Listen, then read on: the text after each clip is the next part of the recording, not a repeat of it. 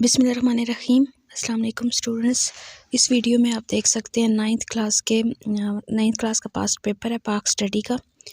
ठीक है, 2023 का ये पेपर है और पाक स्टडी का रावलपिंडी बोर्ड का पेपर है। अब पैटर्न पूरे पंजाब बोर्ड के का सेम होता है। पैटर्न यही है, हर एक ज़िले में यही पेपर होता है, इसी पैटर्न के हिसाब से होता है। ठीक है, आप देख सकते हैं। मज़ीद इसमें से क्वेश्चंस वगैरह भी इंपॉर्टेंट आप अपने पास नोट कर लीजिए। और दूसरी बात है कि आप देख लें कि पेपर स्कीम ऑलरेडी चैनल पर मौजूद है, वहाँ से आप मतलब मज़ीद भी देख सकते हैं कि किस तरीके से आपने पाक स्टडी की तैयारी करनी है। बहरहाल ये आपके सामने मौजूद है। मज़ीद बाकी सारे सब्जेक्ट्स के पेपर्स भी, पास्ट पेपर्स, पेपर स्कीम और 2024 की वो आपको चैनल पर मिल जाएगी। आप विज़िट कर लें वहाँ पर।